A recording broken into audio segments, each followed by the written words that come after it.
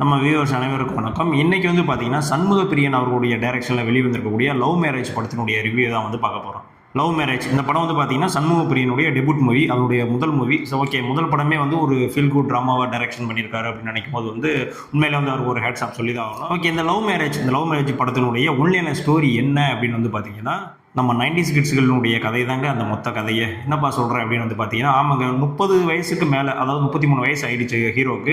இன்னுமே வந்து அவருக்கு வந்து கல்யாணம் ஆகலை, சொந்தத்திலேயும் வந்து யாரும் பொண்ணு கொடுக்க ரெடியாகவும் இல்லை. இதனால வந்து பார்த்தீங்கன்னா கிட்டத்தட்ட ஒரு 500 கிலோமீட்டருக்கு அங்கிட்டு போய் ஒரு பொண்ணை பார்த்து நிச்சயதார்த்தம் வந்து நடக்குது. நிச்சயதார்த்தம் முடிஞ்சதோட அவங்க வந்து அங்கேருந்து கிளம்புறாங்க. கிளம்புற வழியில் வந்து பார்த்தீங்கன்னா கார் வந்து ஒரு ப்ராப்ளம் ஆகிடுது.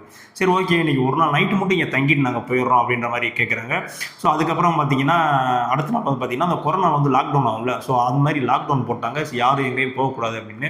ஸோ அவர் வந்து அந்த இடத்துல வந்து தங்கக்கூடிய ஒரு நிலைமை வந்து ஏற்பட்டுருச்சு. ஸோ இதுக்கப்புறம் வந்து என்னென்ன பிரச்சனைகள்லாம் வந்து நடந்துச்சு, அவருடைய அந்த கல்யாணம் வந்து கை கூடிச்சா இல்லையா அப்படின்றது தான் வந்து இந்த படத்தினுடைய ஒன்லைன் ஸ்டோரி. இப்போ இந்த படத்தினுடைய பாசிட்டிவ்லாம் என்ன, நெகட்டிவ்லாம் என்ன அப்படின்றத வந்து பார்த்துடலாம். படத்தினுடைய மிகப்பெரிய பாசிட்டிவ் என்ன அப்படின்னு வந்து பார்த்தீங்கன்னா, இந்த படம் வந்து பார்த்தீங்கன்னா அந்த 90s கிட்ஸ் எல்லாருக்குமே வந்து கனெக்ட் ஆகும். மெயினாக வந்து பார்த்தீங்கன்னா இன்னும் 30 வயசுக்கு மேலே வந்து மேரேஜ் ஆகாமலாம் இருக்காங்கல்ல, ஸோ அவங்களுக்குலாம் வந்து இந்த படம் வந்து ரொம்பவுமே வந்து ஒரு எமோஷனல் கனெக்டை கொடுக்குறதுக்கு வந்து அதிக வாய்ப்பு இருக்குது. ஏன்னா அந்த அளவுக்கு வந்து படத்தினுடைய ரைட்டிங்கும் சரி, எழுதப்பட்ட அந்த டைலாக்ஸும் சரி, அந்த அளவுக்கு வந்து அந்த 90s கிட்ஸ் அனைவரையுமே வந்து ஈர்க்கிற வகையில் தான் வந்து இருந்துச்சு.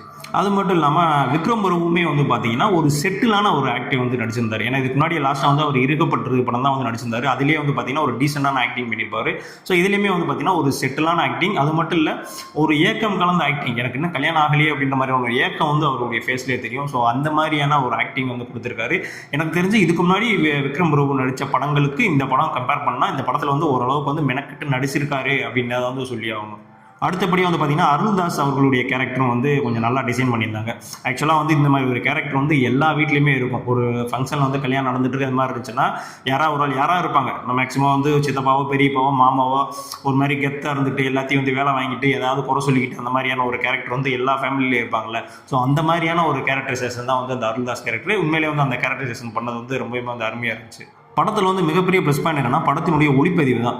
ஏன்னா படத்தினுடைய ஆரம்பத்திலிருந்து நீங்கள் உங்களுடைய இறுதி காட்சி வரையும் பார்த்தீங்கன்னா படமே வந்து ஒரு கலர்ஃபுல்லாக இருக்கும். உண்மையிலே வந்து நீங்கள் ஒரு கிராமத்துக்குள்ளே அப்படியே ட்ராவல் பண்ணிகிட்டே இருக்கிற மாதிரி இருக்கும். ஏன்னா படத்தில் மோஸ்ட் ஆஃப் த சீன்ஸ் பார்த்தீங்கன்னா ஒரே வீட்டில் நடக்கிற மாதிரி தான் இருக்கும். ஸோ அந்த சலிப்பு தட்டாத அளவுக்கு வந்து அந்த கேமரா ஆங்கிள்ஸ் அது மாதிரிலாம் வச்சுருப்பாங்க. ஸோ படத்துக்கு வந்து ஒளிப்பதிவு வந்து இன்னுமே கூடுதல் பலம் அப்படின்னு தான் வந்து நான் சொல்லுவேன். கதாநாயகியாக வர சுஷ்மிதா பட்டும் ஆகட்டும், மீனாட்சி ஆகட்டும், 2 பேருமே வந்து அவங்களுக்கு என்ன கேரக்டர் கொடுத்துருக்காங்களோ அதை வந்து ஒரு நீட்டாக வந்து பண்ணிட்டு போயிட்டாங்க.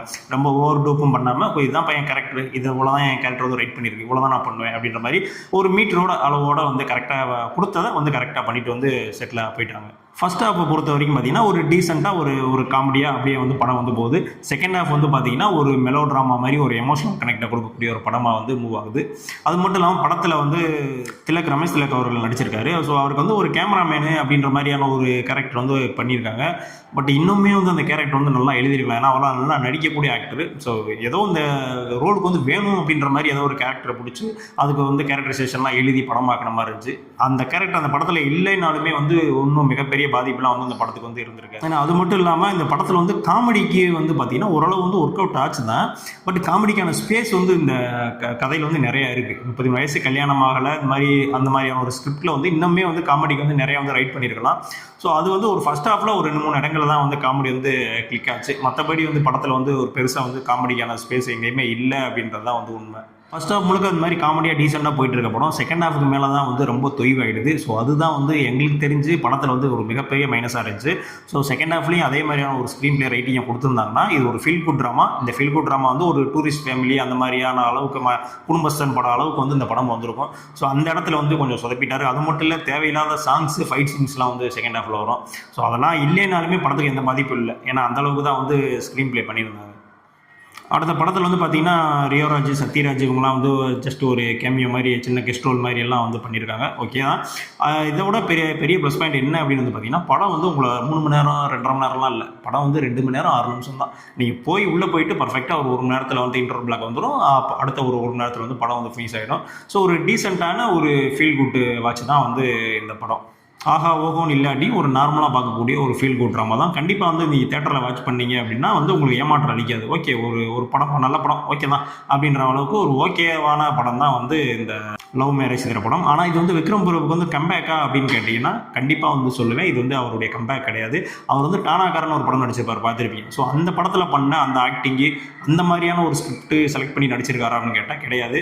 ஸோ அதெல்லாம் விட்டுட்டு தான் வந்து ஒரு ஃபீல் குட் ட்ராமா அப்படின்ற மாதிரியான ஒரு ஃபேமிலி கண்டென்ட்குள்ளே வந்திருக்காரு.